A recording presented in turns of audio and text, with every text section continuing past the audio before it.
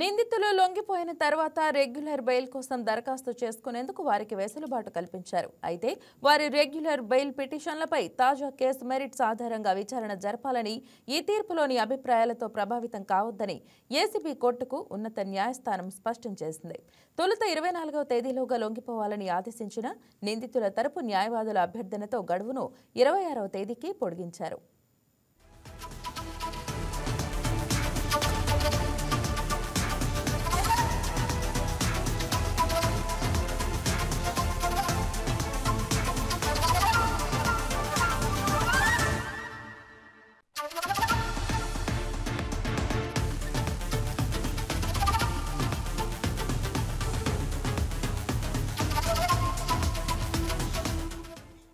ఇక సిట్ దాఖలు చేసిన ఛార్జిషీట్ అసంపూర్ణంగా ఉందన్న కారణంతో ఈ ఏడాది సెప్టెంబర్ 6న ఏసీబీ కోర్టు ఈ ముగ్గురికి డిఫాల్ట్ బెయిల్ మంజూరు చేసింది. ఈ ఉత్తర్వులను సవాలు చేస్తూ సిఐడి హైకోర్టును ఆశ్రయించింది. తమ దర్యాప్తు పూర్తయిందని, ఛార్జిషీట్ దాఖలు చేశాకే నిందితులు రిమాండ్ను కోర్టు పలుమార్లు పొడిగించిందని సిఐడి తరపు న్యాయవాదులు వాదించారు. ఛార్జిషీట్ తర్వాత రెగ్యులర్ బెయిల్ తిరస్కరించిన కోర్టు ఆ తర్వాత డిఫాల్ట్ బెయిల్ ఇవ్వటం పరస్పర విరుద్ధమని వాదనలు వినిపించారు. ఇరుపక్షాల వాదనలు విన్న న్యాయమూర్తి సిఐడి వాదనలతో ఏకీభవిస్తూ ఏసీబీ కోర్టు ఇచ్చిన డిఫాల్ట్ బెయిల్ను రద్దు చేస్తూ తీర్పు ఇచ్చారు. దీనిపై మరింత సమాచారం మా స్పెషల్ కరెస్పాండెంట్ కుమార్ ఫోన్ ఇన్లో అందిస్తారు.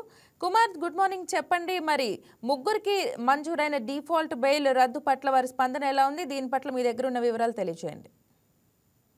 గుడ్ మార్నింగ్ మహిళ. మద్యం కుంభకోణం కేసులో అయితే కీలక పరిణామాలుగా చోటు చేసుకుంది. ఈ కేసులో నిందితులుగా ఉన్నటువంటి ధనంజయ రెడ్డి కావచ్చు, కృష్ణమోహన్ రెడ్డి, బాలాజీ గోవిందకైతే ఏసీబీ ప్రత్యేక కోర్టు మంజూరు చేసిన డిఫాల్ట్ బెయిల్ అయితే మాత్రం హైకోర్టు రద్దు చేసింది. ఈ నెల 26 లోపు ఈ తేదీ లోపే ఏసీబీ కోర్టు ఎదురు హాజరు కావాలని, లొంగిపోవాలని ఆదేశిస్తూ తీర్పునిచ్చింది. అయితే నిందితులు లొంగిపోయిన తర్వాత రెగ్యులర్ బెయిల్ కోసం దరఖాస్తు చేసినందుకు వారికి ప్రత్యేకమైన వెసులుబాటు అయితే కల్పించింది. అయితే వారి రెగ్యులర్ బెయిల్ పిటిషన్లపై తాజా కేసు మెరిట్స్ ఆధారంగా విచారణ జరపాలని, అదేవిధంగా ఈ కోర్టు ఈ తీర్పు ఏదైతే ఉందో తీర్పు అభిప్రాయాలతో ప్రభావితం కావద్దని కూడా సూచించిన పరిస్థితి అయితే ఉంది. అయితే ఈ ఏదైతే ఏసీబీ కోర్టుకు ఉన్నటువంటి ఏదైతే డిఫాల్ట్ బెయిల్ ఉందో దాన్ని అయితే మాత్రం తప్పుపట్టింది ఉన్నత న్యాయస్థానం. ఈ నేపథ్యంలోనే తొలుత 24 లోపల అయితే వీళ్ళని లొంగిపోమని, ముగ్గురిని లొంగిపోమని ఆదేశాలు ఇచ్చిన నిందితుల తరపున న్యాయవాదులు అయితే మాత్రం దీన్ని పొడిగించాలని చాలా అభ్యర్థించిన పరిస్థితి అయితే ఉంది. వాదనలు ఆ కోణంలో వినిపించారు. అయితే 26 వరకు వాళ్ళ అభ్యర్థన మేరకు అయితే కోర్టు ఉన్నత న్యాయస్థానం అయితే పొడిగించిన పరిస్థితి అయితే ఉంది. అయితే సిట్టు దాఖలు చేసిన ఛార్జ్ షీట్ ఏదైతే ఉందో అది అసంపూర్ణంగా ఉందంటూ ఏసీబీ కోర్టు ఇప్పటికే 6వ తేదీన అంటే సెప్టెంబర్ 6న ఈ ముగ్గురికి అయితే మాత్రం డిఫాల్ట్ బెయిల్ అనేది మంజూరు చేసిన విషయం తెలిసిందే. అయితే ఈ ఉత్తర్వులను సవాల్ చేస్తూ సిఐడి హైకోర్టుకి వెళ్లి సవాల్ చేసి ఏదైతే దీని మీద తీర్పు కావాలని అభ్యర్థించిన పరిస్థితుంది. అయితే తమ దర్యాప్తు పూర్తయిందని, ఛార్జ్ షీట్ దాఖలు చేశాకే నిందితుల రిమాండ్ ను కోర్టు పలుమార్లు పొడిగించిందని కూడా సిఐడి తరఫు న్యాయవాదులు అయితే వాదనలు తమ తరపు వాదనలు అయితే వినిపించారు. ఈ నేపథ్యంలోనే ఏదైతే ఈ బెయిల్ ఏదైతే ఉందో రెగ్యులర్ బెయిల్ కి అయితే డిఫాల్ట్ బెయిల్ అయితే మాత్రం రద్దు చేసి రెగ్యులర్ బెయిల్ కి అప్లై చేసుకోండి అని కూడా ఏదైతే కోర్టు అయితే మాత్రం ఆదేశించింది. అయితే ఛార్జ్ షీట్ తర్వాత రెగ్యులర్ బెయిల్ తిరస్కరించిన కోర్టు ఆ తర్వాత డిఫాల్ట్ బెయిల్ ఇవ్వటం అనేది పరస్పర విరుద్ధం అని కూడా వాదనలు వినిపించిన పరిస్థితి అయితే ఉంది న్యాయవాదులు. దీని మీద ఇరుపక్షాల వాదన ఉన్న న్యాయమూర్తి సిఐడి వాదనతో అయితే మాత్రం ఏకీభవించారు. ఏకీభవించిన అనంతరం ఈ డిఫాల్ట్ బెయిల్ అనేది రద్దు చేస్తూ తీర్పునిచ్చిన పరిస్థితి. అయితే మరొక పరిణామం నిన్న ఏదైతే చెవిరెడ్డి ఆస్తులకు సంబంధించి ప్రభుత్వం అయితే మాత్రం జప్తుకి అయితే మాత్రం ఆదేశించిన పరిస్థితి ఉంది.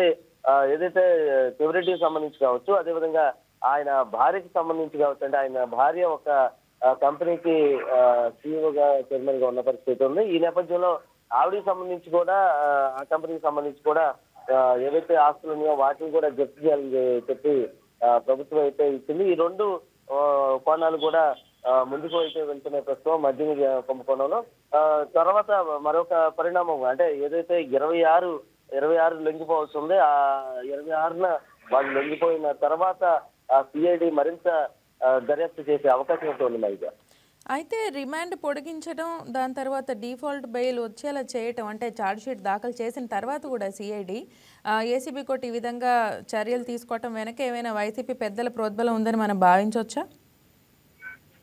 మైగా ఏదైతే మామూలుగా ఇప్పుడు డిఫాల్ట్ బెయిల్ అనేది ఎవరికైనా వస్తుంది. అది ఏదైతే దీనికి సంబంధించి అంటే కోర్టు ప్రొసీడింగ్స్ లో భాగమని చెప్పుకోవాలి. ఆ నేపథ్యంలోనే అంటే నిందితులు లొంగిపోయారు. అదేవిధంగా దానికి సంబంధించిన రెగ్యులర్ బెయిల్ పిటిషన్ కాకుండా డిఫాల్ట్ బెయిల్ ప్రతి ఒక్కరికి మంజూరు అవుతుంది. ఏదైతే 100 రోజులు దాదాపు పూర్తి చేసుకున్న వ్యక్తులు ఎవరైతే ఉన్నారో వాళ్ళకి ఆటోమేటిక్ గా ఈ డిఫాల్ట్ బెయిల్ అనేది రావడం అనేది జరుగుతుంది. ఈ నేపథ్యంలోనే ఏసీబీ కూడా పూర్తి స్థాయిలో అయితే మాత్రం వీళ్ళు ఫైల్ చేసినటువంటి ఛార్జ్ షీట్ అయితే పూర్తిగా లేదు అన్న ఉద్దేశంతో అయితే ఇవ్వడం జరిగింది. అయితే ఏడీ దీని మీద సవాల్ చేస్తుంది. ఇది సరైనది కాదు, మాకు మా ఛార్జ్ షీట్ పూర్తి స్థాయిలో అయితే మాత్రం సబ్మిట్ చేయడం జరిగింది. అదేవిధంగా దీనికి సంబంధించిన విచారణ పూర్తి స్థాయిలో చేస్తాము, మేము అది సబ్మిట్ చేస్తామని కూడా ఏదైతే ఉన్నత న్యాయస్థానం దగ్గర ఉంచడం జరిగింది. ఈ నేపథ్యంలోనే ఏసీబీ కోర్టుకి సంబంధించి ఏదైతే డిఫాల్ట్ బెయిల్ ఉందో అది రద్దు అయిన పరిస్థితి ఉంది. దీనిలో రెగ్యులర్ గా ఉన్నటువంటి కోర్టు ప్రొసీడింగ్స్ ఉన్నాయి, కానీ దీని వెనక ఎవరి హస్తం లేదనే చెప్పాలి మైగా. Right Kumar, thank you.